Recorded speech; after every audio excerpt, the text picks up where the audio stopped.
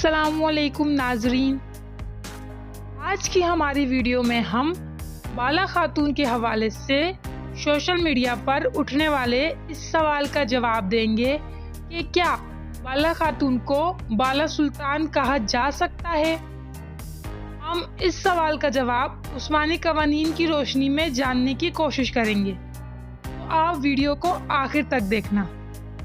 बाला खातून सल्तनत उस्मानिया के बानी सुल्तान उस्मान अव्वल की जोजा और उनके बेटे अलादीन पाशा की वालिदा। अगर हम तारीखी किताबों को पढ़ते हैं तो हमें तारीखी किताबों में उस्मान गाजी की जोजा का नाम बाला खातून ही बताया जाता है।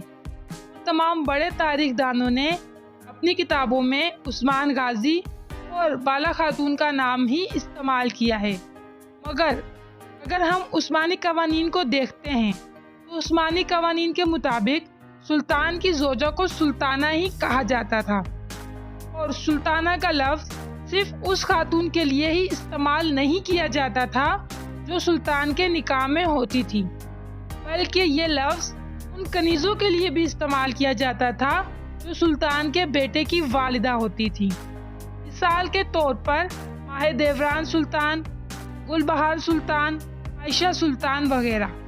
ये वो ख़वातीन थीं जिनसे सुल्तान को बेटे नसीब हुए थे, मगर वो शहजादे सुल्तान ना बन सके, मगर फिर भी तारीख उन्हें सुल्ताना का नाम देती है। तो बिल्कुल इसी तरह बाला सुल्तान भी सल्तनत उस्मानिया के बानी उस्मान अव्वल की जोजा थी और फिर साथ साथ उस्मान अव्वल के बेटे अलादीन पाशा की वालिदा भी थी। तो ये बात बिल्कुल वाजिया है कि उस्मानी कवानीन के मुताबिक हम बाला सुल्तान कह सकते हैं और बाला खातून सुल्ताना ही थी। मैंने अक्सर देखा है कि सोशल मीडिया पर बाला सुल्तान और मलहून सुल्तान के फैंस लड़ रहे होते हैं। बाला के फैंस बाला सुल्तान लिखते हैं और मलहून के फैंस ये कहते हैं कि बाला सुल्ताना नहीं थी क्योंकि वो सुल्तान की वालिदा नहीं है। तो ये बात गलत है, क्योंकि सुल्तान की वालिदा को वालिदा सुल्तान कहते हैं, मगर शहजादे की माँ को भी सुल्ताना कहा जाता है। तो ये थी हमारी आज की वीडियो। अगर इसी तरह आपका कोई सवाल है तो आप हमें कमेंट में बताएं। हम तारीखी हवालों और उस्मानी कवानीन के मुताबिक आपके सवाल का जवाब देने की कोशिश करेंगे। आज की वीडियो आपको कैसी लगी, आप हमें कमेंट में बताएं। वीडियो को लाइक करें और चैनल को सब्सक्राइब भी करें।